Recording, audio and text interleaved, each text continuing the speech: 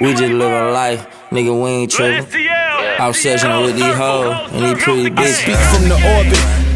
Niggas tell they girl, bae, I need you to watch this. What he's speaking is awesome.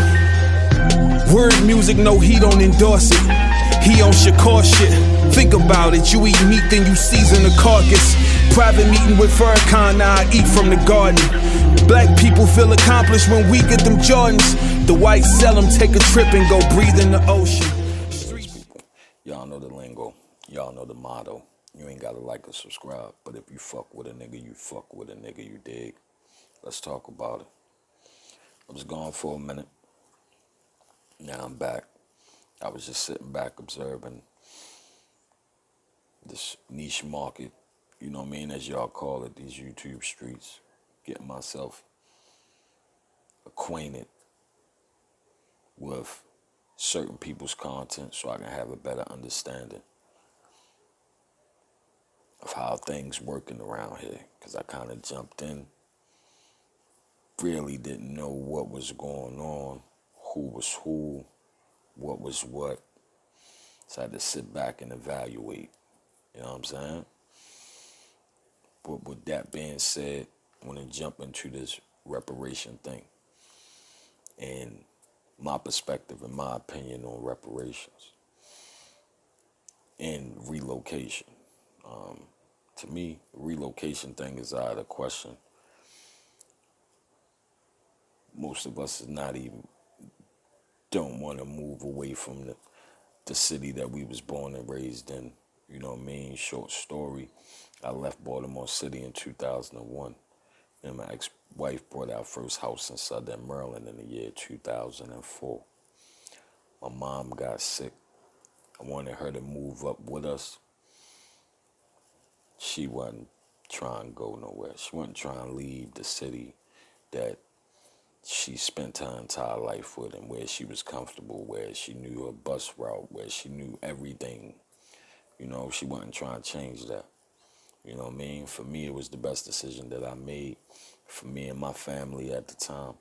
And we never really stopped moving from that point on. We was always looking to advance and for better. You know what I mean? Transitioning to another city became easier after we did it the first time. But my mom wasn't even trying to even see that. You know what I mean? Now, when it comes down to reparations, if they choose to give us money, which I don't understand clearly how that's going to work, you know what I mean? How they going to decide, or, you know what I mean, who qualifies and who don't, or where the money is going to come from. You know what I mean? If this bill is even passed, who's going to pay the taxes for it? But at the end of the day, that ain't even for us to worry about. You know what I'm saying? So let's say they do.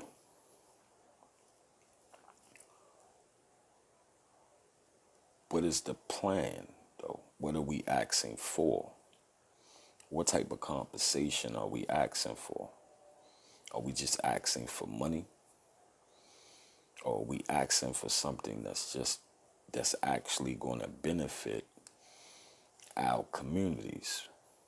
You know what I'm saying? Right now, Baltimore City is thinking about bringing back the dollar home programs. They did it in the 70s. They did it in the 80s. They did it in the 90s, which they don't really talk about that. So even if you look it up, they only going to mention the 70s and the 80s. They don't really mention the 90s. Don't know why, but they won't mention the 90s. Right now in Baltimore City, it has more boarded up homes than probably any other city in the United States. Majority of them is being occupied. You know what I mean? We call them condominiums because it's dope heads and crackheads living inside them, even with electricity, running a line to the pole. You know what I'm saying? From the outside, they board it up, but it's people inside there. You know what I mean? Plenty of dead bodies have been found in them things. But anyway,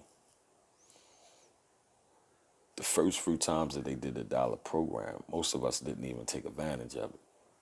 Because for one, they required for you to live in the property for at least 2 years. Now, I could see how that could be a problem for some people, but we all have family members that don't really do shit, that don't really have a place to go. A lot of us should think about investing in that and helping build back up the community and putting some of our stores back in those communities. Now, granted, I'm pretty sure that most of y'all that even check out my channel, watch my channel, probably not even from Baltimore City. But I say that to say it's nothing wrong with thinking about investing in communities outside of the cities that we stay in, because at the end of the day, they still our communities. You understand what I'm saying? They still our communities, regardless if they in another city or not. You know what I mean? Look what they have been able to do with Atlanta. You know what I mean? It's no reason why that can't be done in every state. Gentrification is not the only way to build back up a city. We can do that. Atlanta proved that we can do that. We pull out resources and actually start educating each other on how to stretch a dollar. Because it doesn't matter if you give a broke motherfucker $100 or $10 million. At the end of the day, they still going to be irresponsible with the money if you don't teach them how to be responsible with the money. Because see, again, we're putting the importance on the dollar, when at the end of the day, what we need is not the physical currency. You know what I mean? It would be greatly appreciated if they poured money into the school systems in the inner city.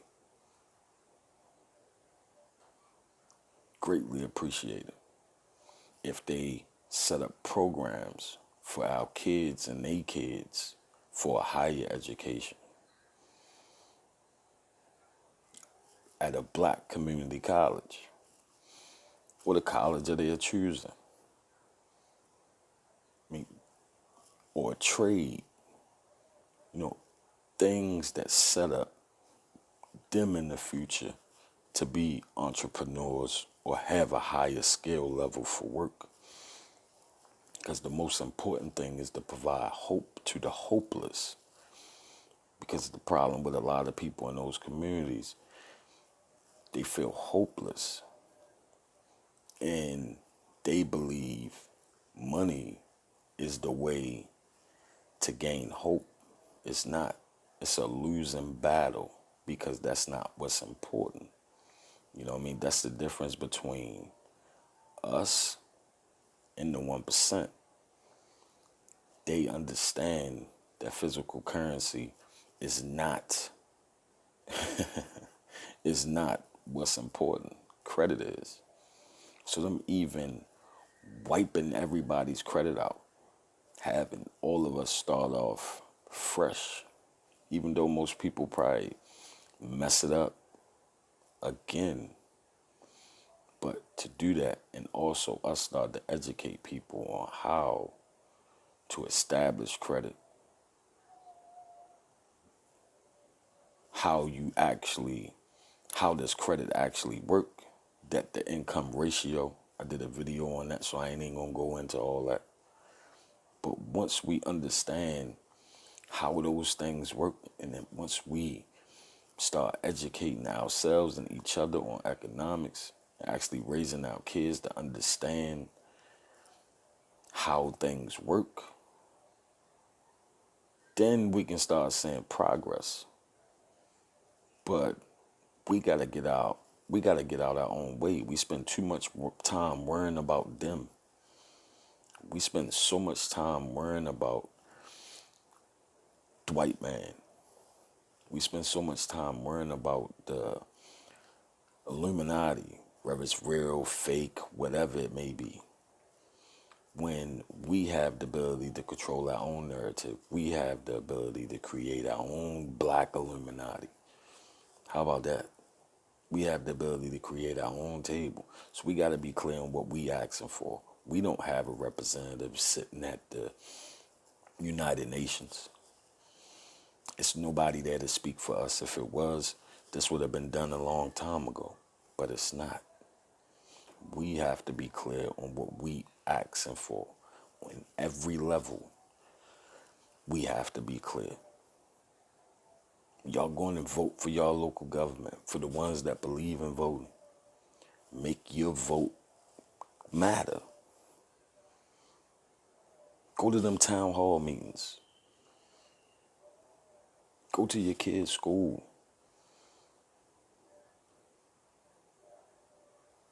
But be clear on what you're asking for. That's the difference between us and other communities. They are clear on what they're asking for. They don't give away their vote for free. They have an understanding. And even if they don't agree, they never disagree in public. We call each other out in public. We at war with each other.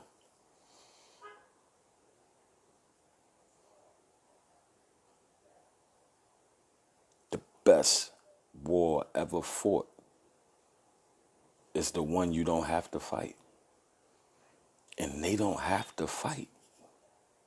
We keep expecting this so-called war to happen. They already waged the war up here. We doing all the work for them because we're so busy fighting amongst each other, we can't get anything clear. Everything is all over the place. This group over here is asking for this. This group over here is asking for that. And then we allow other parties to come in and take advantage of things that's supposed to be for us. So comes a time where we got to get out of our own way, stop making excuses, and do something. So if this thing goes and they actually do something, which they have tried many, many programs that we haven't taken advantage of, and there's still some out there today. While we do all this talking about, it's not a lot of opportunity out there. It's a lot of programs out there. A whole lot of them. Whether it's for you buying your first home, whether it's for you starting a small business, it's money out there. Just gotta know where to go get it at and go through the process. The problem is most of us ain't willing to go through the process or even willing to learn the process. And the ones that know the information ain't sharing the information for some reason. That's the fuck shit. And that's the problem with us. We need to stop so much of the fuck shit, get focused, and start supporting each other. Even if we don't agree majority of the time with the vision, who's ever in the front, who's ever active at the moment, we need to support. That's what they do. They disagree again behind closed doors, not in public. We got to be clear on what we really asking for. So again, if this thing go through and they actually do something about it, what are we really going to do? My closing words to y'all. Think about it right now. If this thing go through, and let's just say they gave all of us, let's say $10,000 a year. What's the first thing you gonna do? And I'm out of here.